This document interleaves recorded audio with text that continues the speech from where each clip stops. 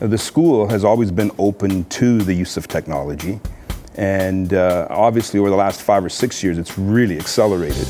And the more I learned, the more I realized the kids were right on board anyway.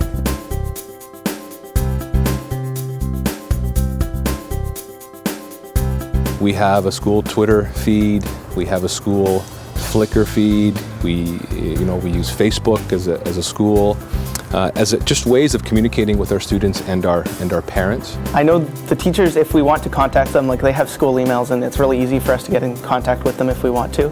For me, it's been really important to create a space for teachers to take risks and to have fun so that they can bring that technology in and have it create more relevant and meaningful, engaged students in the classroom.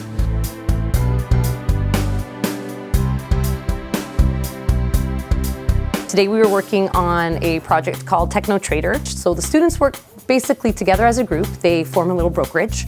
And then the students also engage in a conversation as to how this applies to real life. So they get that concept of what we're doing in the classroom isn't just drill sheets. Now we're using an app on the iPad called Show Me. In my grade 5 class, I'm using a program, an app called eClicker. So I load up the questions and then they have it on theirs and then they choose the right answer. And then within basically real time, you get the results right away. It helps my teacher because it's easier for him to see the results for tests, and he can see easily that we're learning better. If they have made an error, the correction is instant and they get the correction made right away for them.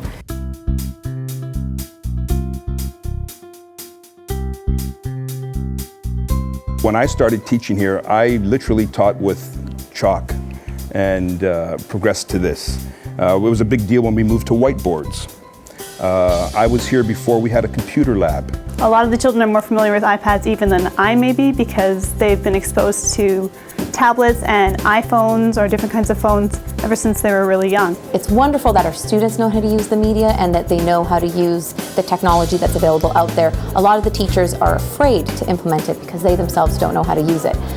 So I actually went to my principal and offered to put on this professional development day where we were going to look at the different forms of media that are out there that we can bring into the classrooms. Okay, and guys, once you're ready, text your answers into the board.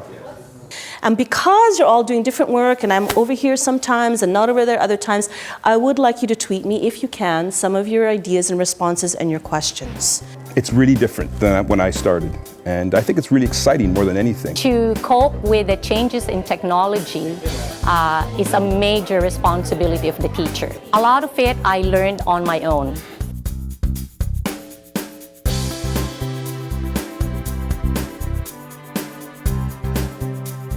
We are not a rich school, and the only way this has been affordable is because we are able to lease the iPads.